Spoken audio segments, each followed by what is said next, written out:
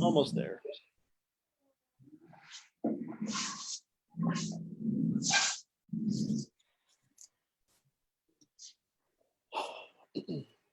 All right, looks like we're live, Bill, so let's go ahead and get it started. Good morning, everybody. It is 11 a.m. Pacific Standard Time, Monday morning. What is the date? April 13th, Monday the 13th. Nothing to be afraid of.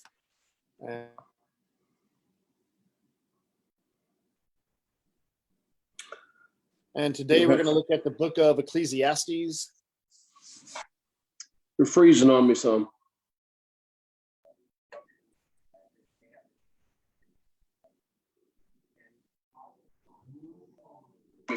I'm doing my can to mute people, but I'm frozen here. So here we go. Good morning. Can you hear me now, Bill?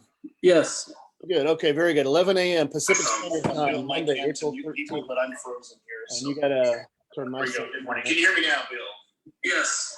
Good. Okay, very good. All right. I like how you try to blame me for that stuff, Bill. Thank you. So. Yeah. Well, that was good. It was a trick. We're in Ecclesiastes today. We're studying with Bill Robinson of Alabama.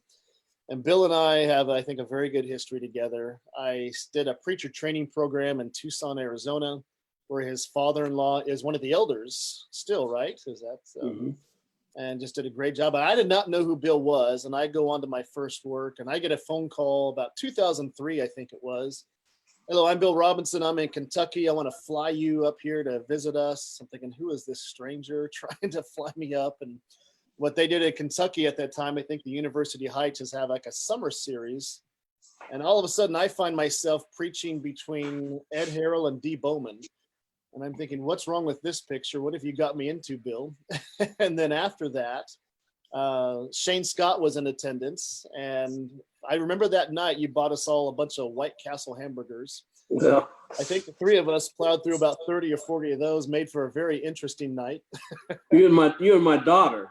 Yeah, something. Yeah, I think it was a lot of us on that party. But what I want to tell you is thank you again. And that generosity you showed me, I've passed on to others, and I'm encouraging others. It's just, that's what being in the brethren is all about, and just helping out others. So thank you for that. If you remember that memory. And well, we go back further than that, except we didn't know each other. Right. Yeah. It was through Doy. Right. That's true. It was through Doy. Exactly. That you got the connection to Tucson. That's right. So thank you again for that one. And he was with us in the meeting at Kentucky when he asked me about it. Right. So it does go back for those. A good memory. Very good. I'm going to start us off with a word of prayer, and then we'll just get going here. Let's pray together. Father in heaven, it's good that we can be together today. We're thankful for the friendship that Bill and I have shared throughout the years and the encouragement. We thank you for the word, and specifically today, the book of Ecclesiastes. And that it's been preserved throughout the ages, that you've allowed that to happen, and that we can look at it in times like this and get comfort and get wisdom from it. And again, we thank you for that. We're thankful for the medium of the internet that brings us all together from different parts of the country and different parts of the globe. And we ask you to be with us now in this study. And we're mindful of the virus that is out there, and we pray that it'll be eradicated and eliminated and just taken care of, and we can go back to our normal lives where we can have freedom to go out and about and meet with our neighbors and our friends and have Bible studies and meet in our local congregations. Please be with us now in this study. It's in your son's name. Amen. Amen. Okay, for those who are on Zoom and those in Facebook, I will be monitoring the chat session. So if you have any questions or comments, please type them in there. Meanwhile, I'm going to put everybody else on mute. No offense, it just makes it easier for Bill and I to have our discussion. We are in Ecclesiastes today. And let me just say some opening comments, Bill, if I may, then kind of let you take over a little bit. But to me, chapter 1 and verse 2 of Ecclesiastes sets the tone.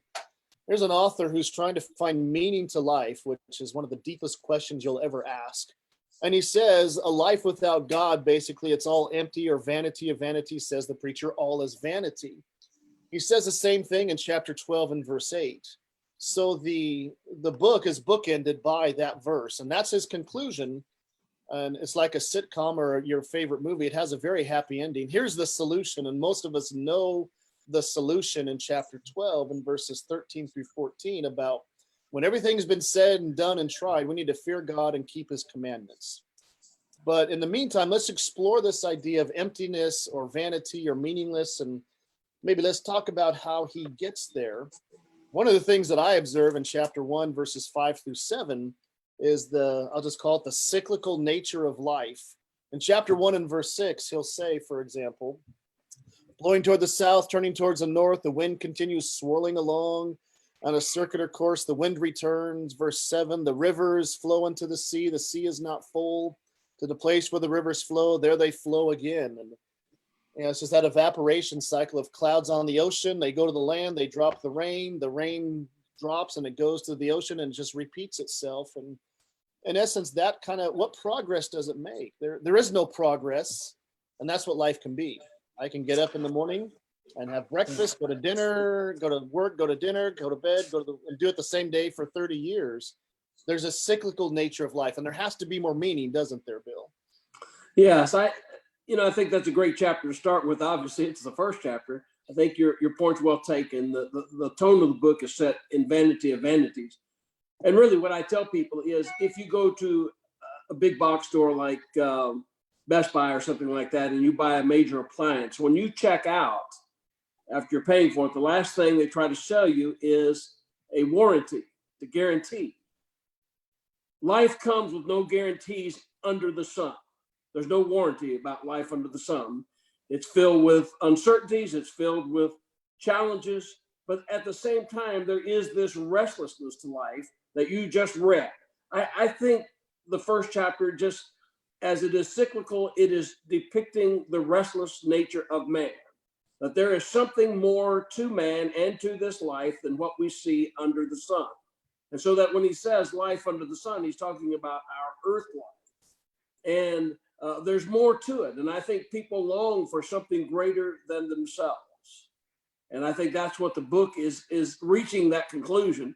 And we're fortunate, as you said in the beginning, in your introduction remarks, we know the end from the beginning in this book, much like we do the book of Job.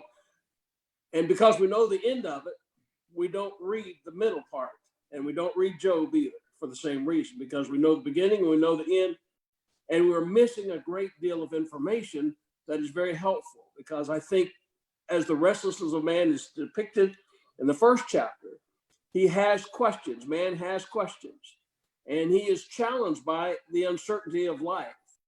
And the wonderful thing about the Ecclesiastes writer, Koleth, the preacher, is that he leaves no stone unturned. And yet, at the same time, he doesn't have all the answers.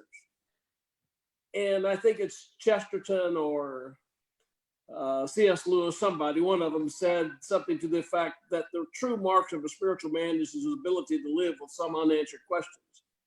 And that's true.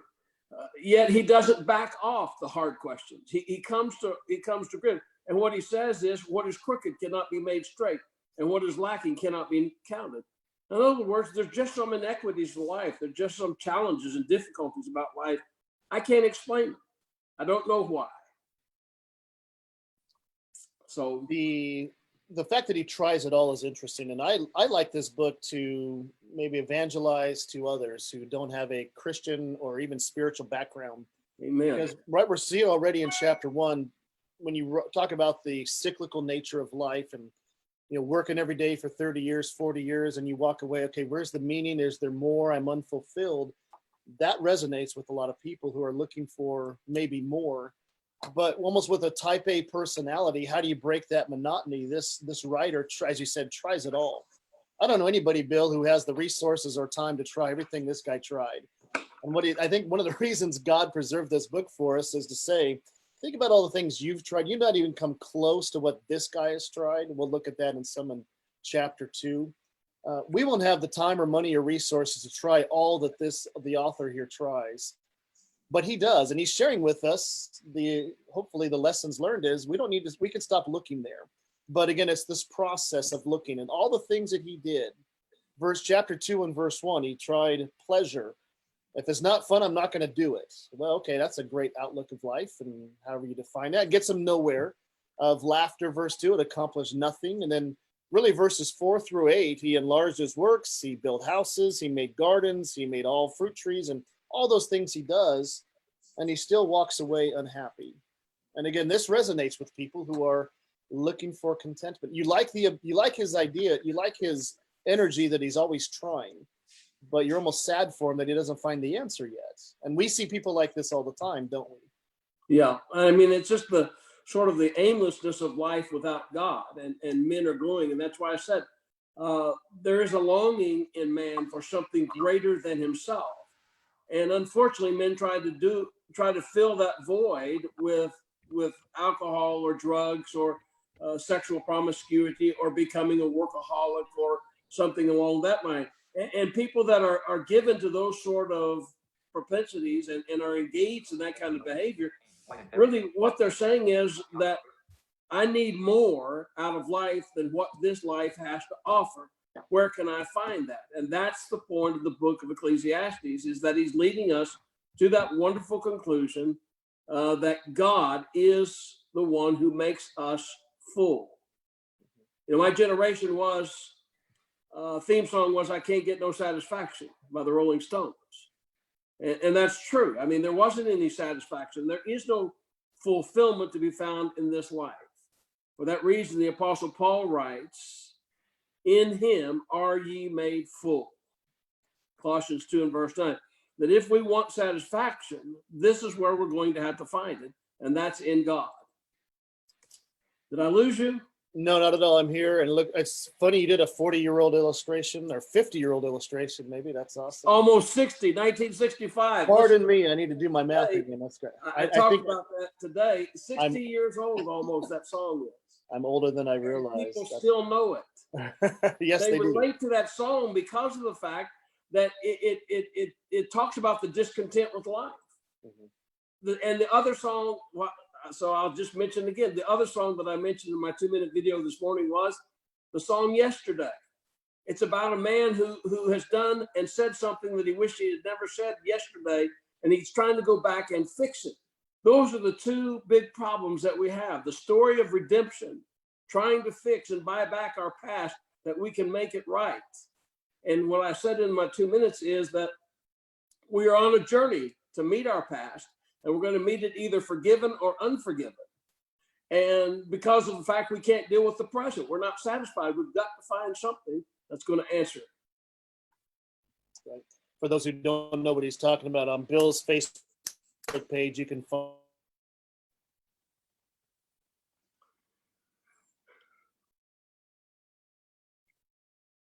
You're frozen. About those two songs, and I was wondering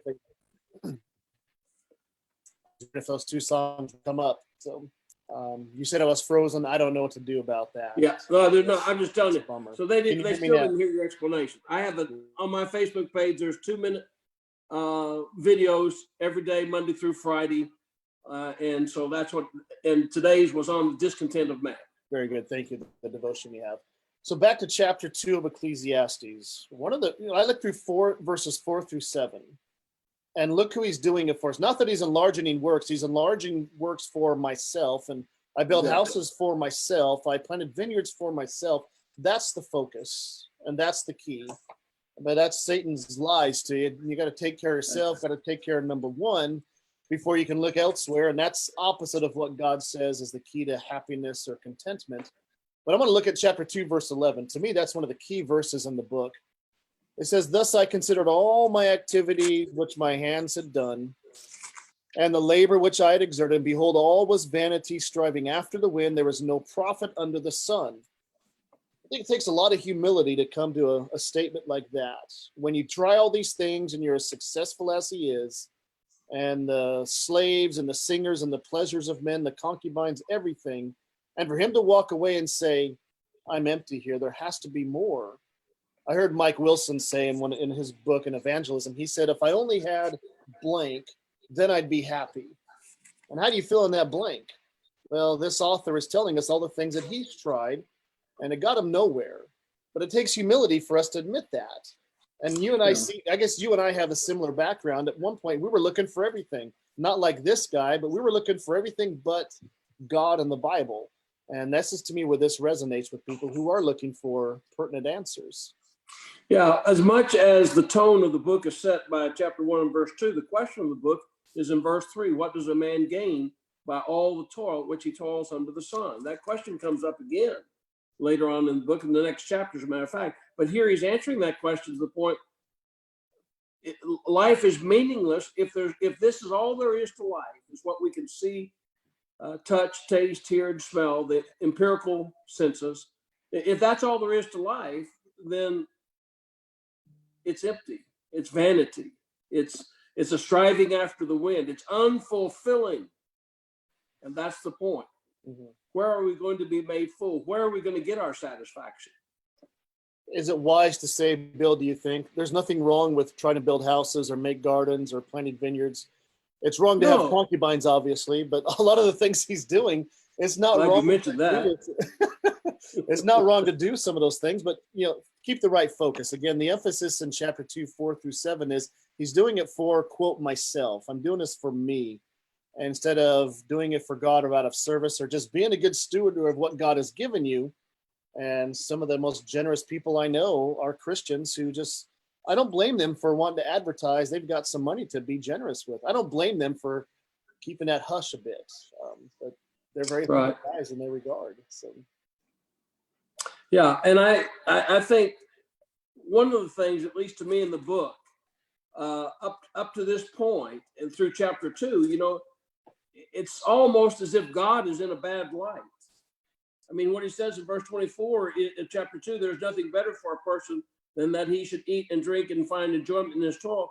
This also I saw is from the hand of God. He begins to recognize God and that there is a good to this life. This book is not as pessimistic as some would like to think, nor is it nihilistic. It is having, as you were emphasizing, I did this for myself. When all life is about you, then it is a miserable life. It's a painful life.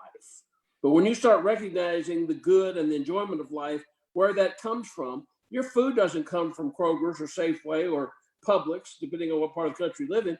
It comes from God. And we need to give him thanks for the food. And be thankful that there is a Kroger, be thankful that there is a Publix, whatever you shop at. And so, but they didn't produce the food for you. God did, in his infinite wisdom and planning when he created the world. I've had a hard time understanding those who take the conclusion this is a negative book. I just have never, not that I don't doubt people's reaction to that. I have a hard time coming to that. To me, this is the reality of trying to search out and get life on your own. And boy, you come up a failure. I guess that's negative, but the positive, what's that shift you towards is your realization of your dependence on God. And in the end, isn't that what God wants from us, to come up with that conclusion that he comes away with? If this is what it takes, let's rejoice in that. Let's be happy with that. Yeah, exactly. I mean, if you take it that this is a nihilistic or a pessimistic view of the book, I mean, you end up where Nietzsche ended up, staring into the abyss until it stares back at you, and then you're consumed of the abyss and suicide. Mm-hmm. I mean, I think that is the reason that suicide is such a problem between the ages of 18 and 25 in our world, and even beyond that. Mm-hmm. I mean, I know early on when this coronavirus started, that was one of the concerns when they locked down people, mm-hmm. was the loneliness, the isolation, and where would it lead? How bad would the suicide rate go up? And that's a real problem for people who don't know God. And that's one of the things I was making is that people who trust in God, have a belief in God, have an advantage in every way over those that do not, whether they admit it or not. I mean, and I'm talking about those who don't believe in God. They'll laugh and scoff at Christianity. But the truth is, there's a sense of fullness in us that's not dependent upon this world at all. Right. It is sad. I've looked at the numbers for my area anyway. Suicides are up, unfortunately. There's just sort of, I lost my job. I'm stuck at home, know what to do. So this is the way out. And that's terribly unfortunate. And that is on the rise. But also what I see, we have legalized marijuana in our area. Lines are out the door all the time. Alcohol sales are up. That's just bad stuff. That's the worst reaction possible. What a toxic mix all that is. But you're right. It comes from, I believe, a worldview that starts that I don't want to believe in God. No, thank you. Well, if you don't have God, I mean, how are you going to deal with the lack of a job? How are you going to, I mean, you're left to the elements in which you live, to the environment in which you're living. And that is, as you said, alcohol or drugs or something along that line to numb you, to make you escape. Right. Downers at night to put you to sleep, uppers in the morning to get you to wake up again. And this terrible, you talk about a terrible cycle. That could be awful. But you talk about bad things, but the other side is we have a lot of brethren who are just eager to get back in attendance. I've shared this, our Hurricane Katrina story. We did not meet for 4 or 6 weeks after Katrina wiped us out in New Orleans area. But when we came back, attendance was dynamite for a good year or two. Even those who were sort of lackadaisical in their attendance, they really came back. And we didn't have Zoom back then, but I'm hoping that's what happens. We have people that are just really missing this, really missing the brethren. And I've already had a few questions by non-Christian friends. Is this the end of the world? Well, that's a good question. We don't know when that's going to happen, so always be ready. So at least some people are thinking about it, and we need to be out there. Talking about bad things happening, let's go to chapter 3. The first few verses there is interesting. There is a time to weep, verse 4, a time to laugh. There is a time to look back and weep. This is the bad stuff. This coronavirus could be bad. I think David Tomley in Italy, if you follow what's going on out there. I think Seattle, just 3 hours to my north, this virus hit. That was one of the original hot spots, about 30 deaths in Seattle area that got the country to wake up. And even us, we're like, this can't be. NBA games are canceled. What's the big deal? This is an overreaction. Then suddenly realized this is pretty serious stuff. And there's deaths in New York. There's places in New Orleans that are tough. And this is a world that has its ups and downs. Let's not turn our head against that. This is sort of what's called the rhythm of life, I guess, the time for this and a time for that. But verse 11, I think, is another key chapter in the book, chapter 3 and verse 11. Let me read that. He has made everything appropriate in its time. He has also set eternity in their heart, yet so that man will not find out the work which God has done from the beginning, even to the end. What do you do with that verse, Bill? That's one of your favorites. Well, I really think this is the key to the book. I mean, I think there's 2 or 3. This is one of them for sure. And J. Stafford Wright's essay in Classical Evangelical Essays of the Old Testament, he's got a wonderful essay in there. Unfortunately, that book is out of print, but his argument in the book there is based on this passage in a lot of ways. And the point being is that there is an eternity in the heart of man. As long as man has been around, I mean, what the ancient philosophers referred to as the divine discontent, that there is a divine discontent within man, that this world cannot satisfy. It's because God has put eternity in our hearts. And eternity cannot be, you can't satisfy the eternal with the physical. The physical has a beginning and an ending. Eternity is for eternal. I mean, it is beyond that, as we all well know. And so if there's an eternity in our nature, in our character, in our makeup, in our soul, then the physical is never going to satisfy that. Because for every desire that a man has, that God has given for him, there is a righteous way in which it is to be filled. Where there's hunger, there's food. Where there's thirst, there's water. Where even if we're talking about the intimacy with the opposite sex, there's marriage. There's a proper way for it to be fulfilled. But even then, if I eat we all know if we eat Thanksgiving at 2:00 in the afternoon, by 6:00 we're hungry again. So I mean, it's just a temporary. The things of this world are just temporary. There's a beginning with them and an ending, just like our life is on a timeline. And there's a beginning and an ending to every one of us, and we all live between those 2 points, a beginning and an ending, and life under the sun. And unless there's something greater than this world, then this life that we have is meaningless. And that's where Nietzsche came, in that he saw life was meaningless, that there was no hope, that it's just one big mess up of some sort. And so that he eventually took his own life. And so what I'm saying to you is that eternity in the heart of man means that there is something about man that longs for something greater than himself. And what he tells us is, in the first part, is that God has made everything appropriate, as you use the word appropriate, My Bible says beautiful in its time. The word means harmonious. God's made everything harmonious. It's the old illustration of the tapestry or of the cross stitch. If you look at cross stitch on the bottom of it, on the back side of it is just a tangled mess of threads and a floss. Beautiful colors every now and then, but it's not until you can see the top side that there's any pattern or sense to what's going on. God's on the top side and we're on the bottom side trying to figure out what it's all about. When the answer is depend upon him who's on the top. And that's God. And that's where he goes in Ecclesiastes 5, verse 1 and 2, to guard your foot when you go into the house of God. Remember that God is in heaven and you are upon the earth. If you want to know who you are, you need to know who God is. And once we can establish who God is, we can know ourselves in a way that will answer this point here about the eternity that's in our hearts.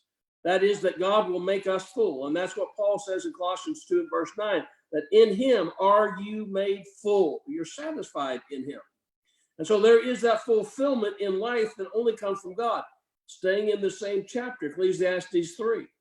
Notice what he says down here in verse 17. He said, I said in my heart, God will judge the righteous and the wicked, for there is a time for every matter and for every work. I said in my heart with regard to the children of man, that God is testing them, that they may see that they themselves are but beasts. His point is, if we don't have God in our life, we are beasts. We're going to be ruled by the impulses of life. You go through the checkout line at the grocery store, and what do you have when you get in the checkout line? You have gum and candy and all sorts of knickknacks and the latest add-ons for your phone or whatever. All right, those are called impulse items. And we impulsively buy those. We don't want to live our life that way, though. And he said, if we try to live our life without God, then we're going to live it impulsively, and it's not going to work out very good. Let's look at a quick comment from Leila on Zoom. I'll read it. I think you can see it, Bill, and address this. She says, would it be appropriate to say this is speaking to a desire to be remembered? We want to know the work we do goes on even after we are not there to do it. Be appropriate to say this speak this.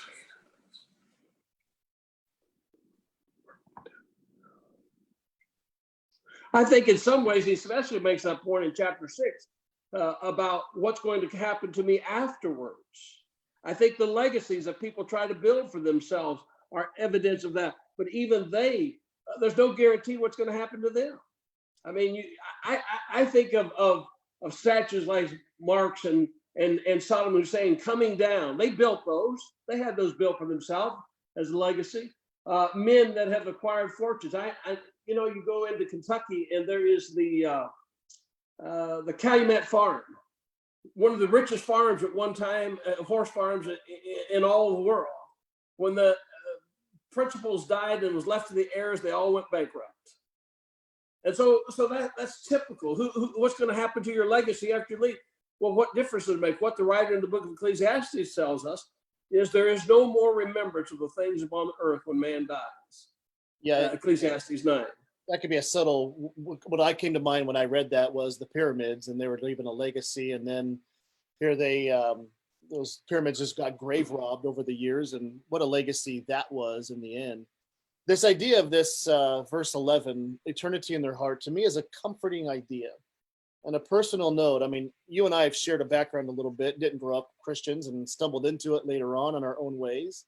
And one of the things that, and I didn't know this verse then, but I was looking for, I remember getting a degree in history. And as I studied different cultures and different countries, every group had a religion. So when you learn a culture or a country, you learn about their religion. And then I realized, what's my religion? I have typical Western civ, person. I don't have any religion at all. Let me just try Christianity. And lo and behold, here we are today talking the Bible 25 years later. And that always gives me comfort that no matter what a person might say, there is eternity in their heart that God has placed. And some people are going to fight that, like Nietzsche you talked about before. Other people are going to grasp onto that. And so that's another comforting idea, that we don't give up on anybody. That eternity's there, and they may be disgruntled and sad and depressed and down and in a funk. Well, that's natural. And anybody that comes to me with, I'm just thinking, there's eternity in your heart. Let's try to talk about that. But that also explains to me what we said in the early on of chapter 3, verses 1 through 9. This good, this bad, a time for war and a time for peace. And when somebody comes to me and laments the idea that this world is full of injustice, heartache, and it's unfair, it's cruel, I just have to give a hearty amen. But why is that?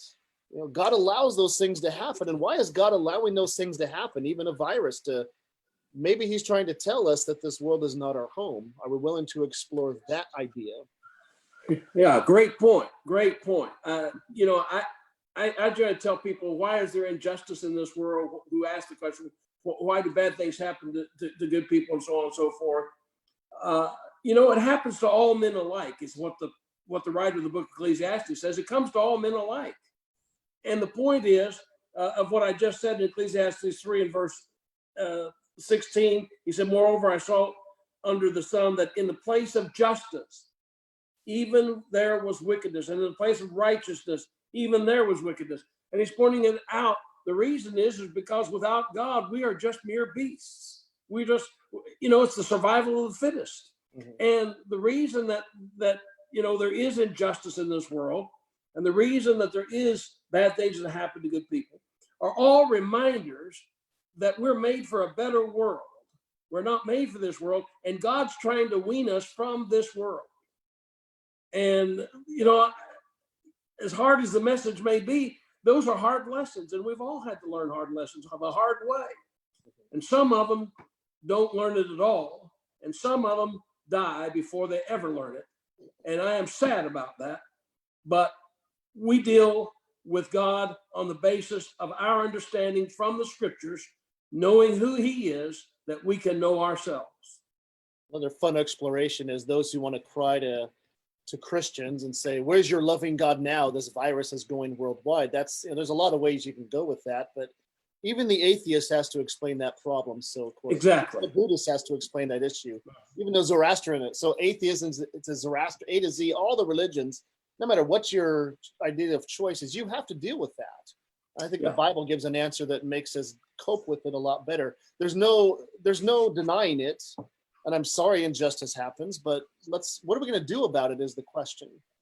Well, how am I going to live in the face of it? How am I going to react to it? Yeah. Yeah, it's as my friend, and so many people know him that are listening, Gary Sandusky would say, it's not what happens to you that messes you up, it's how you handle what happens to you that messes you up. And that is so true. And what the Ecclesiastes writer points out is that while we don't have all of the answers, what is crooked cannot be made straight. There are injustices, there are bad things. And as you said, the atheist and everybody else has the same questions that they have to deal with. Listen, faith is just as essential to life as breathing is. And everybody believes something. The only people that don't believe anything are in mental institutions. Their reality is warped. There's something wrong. There's a chemical imbalance or something is wrong. And that's why they're there.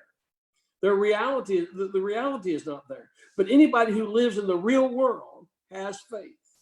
Mm-hmm. And so then we have to come down to, okay, what's your faith based on? And my faith is based right here, anchored in God's word, because I believe that he has provided sufficient evidence. And I think in the resurrection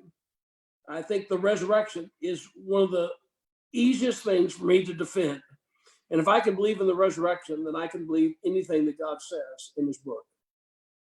Defending the resurrection, that's 1 Corinthians 15, that's a different time, but you're exactly right. That's a great place to go. And the idea that God does raise things from the dead over and over again, including our own selves in baptism or bringing life to Sarah's womb, that's a form of resurrection, or bringing things to life. There's all throughout the scriptures, the dead bones in Ezekiel and all those great stories that lead us to that.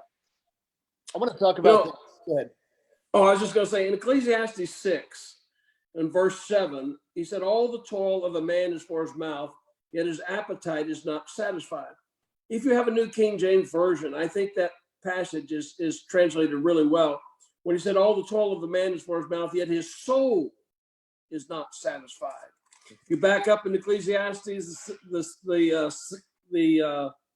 6th chapter, he says, beginning at verse 3, if a man fathers 100 children, leaves many years, so that the days of his years are many, but his soul is not satisfied with life's good things.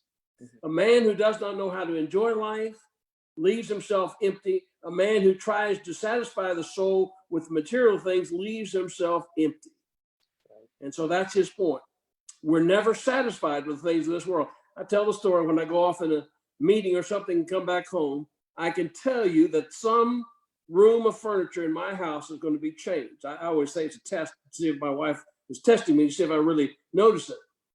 And so if I don't notice it, she'll say something. Why didn't you notice? Or if I do run in and bump into something because I didn't realize it was there, she says, didn't you see that? And I say, all that is? It is the vanity of vanity. It is the fact that the flesh cannot be satisfied. Now, I'm not saying it's a sin to change the furniture in your room. I'm just simply saying that the appetite, the desires of man are not satisfied by the things of this world because man is made for a better world. He's got eternity in his heart. Mm-hmm. Real quick comment on Facebook from a friend of mine, Ed Senior Sanderson. He says Ecclesiastes is indeed the right medicine for this challenge. Responses to trauma is indeed the key. He just wants to reinforce that. So thank you for that. One couple more places I want to go before we kind of wrap this up. Chapter 7 and verse 13. It's a parallel really of chapter 1 and verse 15. It says, consider the work of God who is able to straighten what he has bent. My notes I sent you ahead of time, I just called control freaks. We like to control things and have control of things. And when that thing is taken away from us, that can really turn us in a frazzle and not sure where to go. But we need to depend on God at all times. And I think that's what the spirit of this verse in chapter 1 and verse 15 is telling us. No matter what happens, like Job, you mentioned him earlier. Isn't that what God is trying to get us to realize is our dependence on him? Yeah, absolutely. Wean us from this world. That question, consider the work of God, who can make straight what he has made crooked, as you point out from chapter 1, verse 15. But if you'll notice also in chapter 3 and verse 14, he said, I perceive that whatever God does endures forever. Nothing can be added to it, nor anything taken from it. God has done it so that the people may fear before him. So God does what he does in order that we might respect and revere him. And what is crooked can't be made straight. God will make the adjustments that are necessary to correct any wrongs that are in the past. He does that. And that's the whole point of redemption, isn't it? We cannot fix our past. We can't redeem our past. God can, but we can't. We can't fix it on our own. We're dependent upon him to fix it. Then over chapter 8, verse 16, he said, when I applied my heart to know wisdom and to see the business that is done on earth, how neither day nor night do one eyes see sleep, then I saw all the work of God, that man cannot find out the work that is done under the sun. Listen, we'll never know it all. And the truth is, if we could truly comprehend how much we don't know, it would overwhelm us. What we can know is the one truth that is necessary for saving our souls, and that's what is important. The other thing is, he said he turns in the heart of man so that man cannot find out the work of God from the beginning even to the end. If we lived 100,000 years, we still would never know as much as God does. And we'll never be able to straighten that out. We'll never be, whether collectively or individually, if we could live 5,000 years, if we had a room full of Einsteins that could live 5,000 years, they still couldn't figure out all that God has done. Quantum physics and larks and quarks and whatever are just kindergarten stuff to God. I mean, that's just kindergarten stuff. I mean, it is impressive to us. I understand that. But to God, it's just kindergarten stuff. And what we need to be is dependent upon him who created it. That underscores all those great questions at the end of Job chapters 38 through 41. Where were you when I? You ever been to the recesses of the deep, all these things? And the answer is no, no, no, no, no. And I think that's when Job has this aha moment. I've been begging to talk to you, God. Now that I'm talking to you, I'm not God, you are. And let me just take a bow and let me take on some humility here. And I think that's really what chapter 7 and verse 13 is saying. Again, it says, consider the work of God. Look at how great and magnanimous God is. But then who's able to strengthen what he has bent? Look, don't tamper with God. A wise person is going to react and accommodate to the circumstance they find themselves in. Amen. That's what we have. I mean, think about how life is different now than it was just a month ago. We just have to accommodate. look at us now. And this is what we're doing, among other things. And Yeah. there's a deeper point there, I think, to be made. So, Well, yeah. And of course, I think the fact that being made in the image of God, being God's image bearers, as it were, I mean, the writer is coming rapidly to this conclusion that while we cannot know God's ways, we can know him. I don't know how God does everything. I mean, if we, we talk about the wisdom literature that has to do with the Psalms and Proverbs and Ecclesiastes, the Song of Solomon, and what else? Job is in there. But and it's just, they all share this common theme about fear God, respect God for who he is and what he's done. And while the book of Proverbs are just general maxims, the wisdom of the ages being spoken and just good sense, good, as somebody has said, common sense godliness, just good sense godliness is what it is. The exceptions are the book of Ecclesiastes and the book of Job. But even they come to the conclusion, as Job did, while he had all of these questions for God, if I could just appear before him, I'd ask him this, I'd do this, and so on. And then he realizes when God finally speaks from the whirlwind, God doesn't answer a single question that Job had. He doesn't answer a single question, but he gives him the one answer that he needed above everything else. And that is, I was with you from the time the devil started on you, and I have never left you. I've been with you all along. And that's what Job comes to realize. And that's that aha moment, as you said. I've said things too wonderful for me, things of which I did not know. And that's where most of us get ourselves in trouble, when we start talking about things we don't know about and try to presume for God. And the Ecclesiastes writer, as you said, is very humble. He doesn't really try to do that. Of course, he's reasoning from the ground up to God. Job is starting with God and trying to reason what's happened to him on the earth. So here's the book of Ecclesiastes reasoning from the ground up to God. And it's such a wonderful, thrilling book to me, and probably because it describes a lot of who I am, as you said as well. I think there's a lot of relatability to a lot of people. That Yes. chapter 8 and verse 16 I gave, never sleep day or night. He spent many sleepless nights trying to come to these conclusions. And that's where it's beneficial to me. So in other words, you want to say to a 20-year-old, stop trying. Good luck. You're going to try this. You're going to try that. Hopefully there's not going to be too many emotional scars before you kind of snap out of it. I was 23 when I became a Christian, and I wish it was sooner. It's just circumstances worked out that way. Well, the author here tried so many things we talked about in chapter 2. And then here in chapter 8, I was up all night for many nights trying to figure out the conclusion to this question of the meaning of life. And let's get to the conclusion now, if you don't mind. Let's just go to chapter. Okay. 2. Yeah, well, I think what he comes to in all of that leading up to that is, verse 1 of chapter 12. Remember your Creator in the days of your youth. Start now while you have the opportunity. Don't live your life on the hill of regret. Mm-hmm. As you just said a moment ago, you typify the very thing that he wanted us to understand. I wish I'd have done it sooner. And he said, start now. Remember the Creator in the days of your youth. When the evil days shall draw nigh, and your soul shall have no pleasure in them. And so I think that's a very critical point of trying to help young people see. I mean, you're not, as you said, there's just some things they have to learn on their own. And they're going to, unfortunately, some of them are going to learn the hard way. And the truth of the matter is, teenagers and young people up to a certain age are just going to do stupid things because of their age. And you wish you could get this into their minds. I'm always thankful for those who were tempted to do something stupid, but pulled back and said, I can't do that. And I admire them because I wasn't that one. No, exactly. Talk about opportunities. That's what I'm not going to read all of chapter 12, verses 1 through 7, but it goes there from verse 1. Remember the Creator in the days of your youth, to verse 6, rather. It's a funeral procession.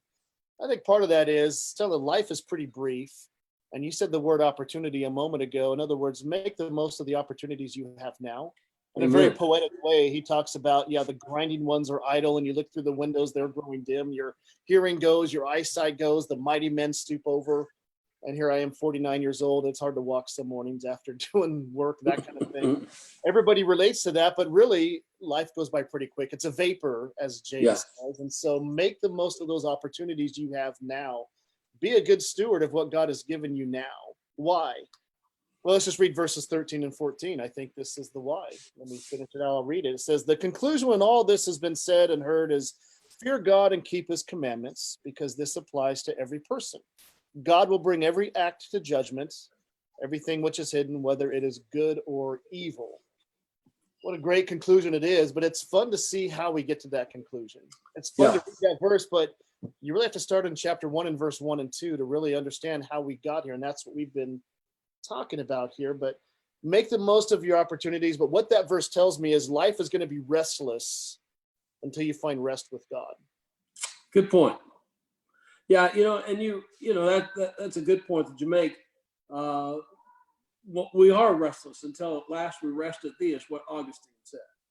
Thou hast made us for thyself, and we our souls are not. I'm paraphrasing terribly here, so you Augustine scholars are out there, forgive me. But no forgiveness. Thou hast made us for thyself, and we are not at rest until at last we rest in thee. That was the psalmist's point too. As a deer pants after the water, so my soul longed for you. That is repeated over and over throughout the Psalms, of this heart's longing for God. There's for the eternity, to fulfill that eternity in our heart. And so I think if we were to say, okay, how do we explain, or how would we say in modern day terms what he says in verse 13, 14? I think here's the point. How we develop an above the sun perspective is only when we put God first and learn to see things from his perspective and not focus on ourselves. And so that's putting God first and keeping his commandments and fearing God. That's the only way we're going to have this above the sun look. Otherwise, we're going to live under the meaninglessness of the sun, of living under the sun. One last point, and that's Romans 8, in which Paul talks about groaning and desiring, longing for. He talks about in Romans, the 8th chapter, for I reckon that the sufferings of this present world are not worthy to be compared with the glory that shall be revealed afterwards. And then he goes on to say, for the creation was subjected to futility. There's that vanity, not willingly, but because of him who subjected it in hope. And I think the point is that when man sinned, then futility came in. God gave us hope. And he said the creation itself will be set free from will be set free from its bondage to corruption and obtain freedom of the glory of the children of God. And he talks about the fact that we have this eager longing. Verse 19 is where I wanted. For the creation waits with eager longing. That's the point of Ecclesiastes. We have that eager longing for something better than this world and the suffering of this world. And so that, one writer said that, a dog is at home in this world in the backyard chasing its tail, because this is the only world that dog will ever know. But we're made for a better world, and so we long for something better than this world. One part about these last two verses, I think it's overlooked, is what it says in verse 14 about God will bring every act to judgment. Yeah. We're going to be selfish and do things for ourselves, as we talked about in chapter 2, verses 4 through 7. You're not going to escape that. There will be a day of judgment, and it's good for us to think about that. That's in contrast to what we've talked about here just a moment ago. So one is we need to think about this judgment, and God will bring things to judgment. Lord reigns, God still reigns. But again, this question of why do we exist, our purpose, and we need to be proactive, and this is a challenge to all teachers and preachers out there. We need to think of ways where we can be proactive in our faith.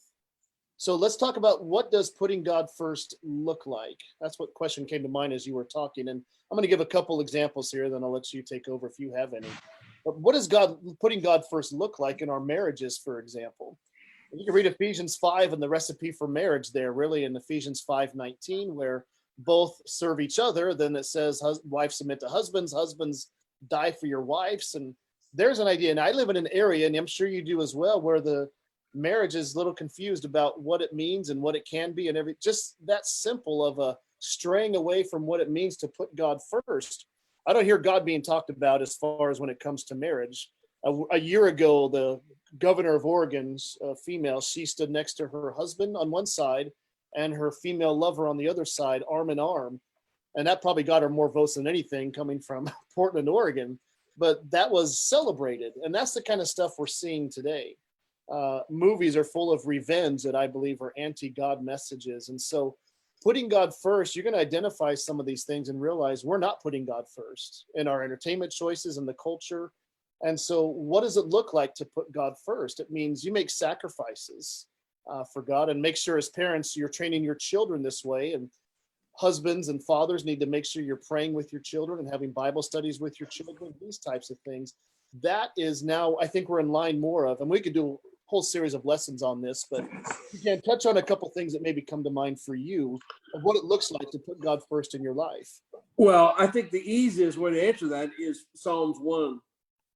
Blessed is the man who walks not in the counsel of the wicked, nor stands in the way of sinners, nor sits in the seat of the scoffers. Mm-hmm. And but his delight is in the law of the Lord, and on his law he meditates day and night. He's like a tree planted by the stream of waters that yields its fruit in its seasons, and its leaf does not wither. In all that he does, he prospers. The wicked are not so, but are like chaff that the wind drives away. Therefore the wicked will not stand in the judgment, nor sinners in the congregation of the righteous. For the Lord knows the way of the righteous, but the way of the wicked shall perish. So if you want to know what putting God first is, it is to find the blessings of God by doing the things that God's asked you to do in whatever relationship. I mean, life is made up of relationships of some sort. And for every, as I said to you a moment ago, for every desire that a man has, there's a righteous way in which God intends for it to be fulfilled. I think it's, again, quoting from one of the philosophers, C.S. Lewis, said that trying to live in some other way than for God, and I'm paraphrasing again, he said, I remember the illustration was it's kind of like trying to run a gasoline engine on water. It doesn't work. We're not made to run that way, folks. And the reason that there's discontent, the reason that there's unhappiness, the reason that there is a female lover with a female and her husband and all that is because they're not satisfied. And that's not going to be, they're not going to be satisfied with that either. I mean, that you see the change and so forth in life and in this world with the relationships that people have. And that's because it's not founded on something permanent, on something eternal. If you want to have a permanent relationship, then build your relationships on what God says and not on what this world says. That's putting God first. A fun Bible series of lessons would be, if you've not done it already, Psalm 1 is a great place to go for the start of that. But the Bible speaks about putting God first in your marriage, in your friendships, as an employer, as an employee, in conflict resolution, as a member of a local church. We could just go on and on and on here about the Bible speaks to all these things. And the other point you made about, to me, a great book I read by Dinesh D'Souza called What's So Great About Christianity? That's a great question. There's a lot of good answers there about what is so great about Christianity, because if we're not telling what's so great about Christianity, who is in our culture today? And who is God counting on to be able to tell what's so great about God, basically, is the question there. We need to know that answer to that question and be able to tell that answer to that question. And we need to live it. And we need to live it as well. Not just tell it, but live it as well. No, yeah. Thank you. Exactly. I think it was Sheldon Von Auken in his book Under Severe Mercy, in which he talks about his coming to faith. And he was a good friend to C.S. Lewis when he was at Oxford. He tells a story about, it's really about him and his wife and their marriage, and what a wonderful marriage. She died of after he became a Christian, she died of cancer. And of course, it really threw him for a loop. And I remember one of my favorite quotes of all time is in that book. And it is that Christianity dies 1,000 deaths by the joyless Christians that exist. Wow.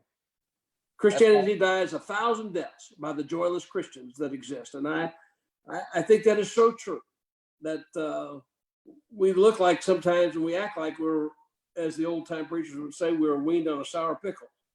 And we're just, rather than have the joy and the expectations of that the best is always yet to come in Christ.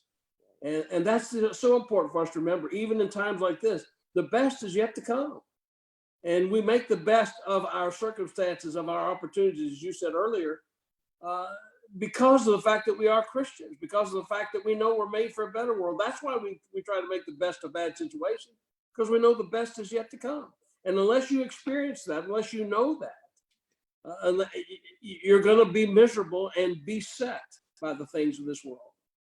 You give me another great illustration on Philippians 2 about do all things without grumbling, because that's a reason why.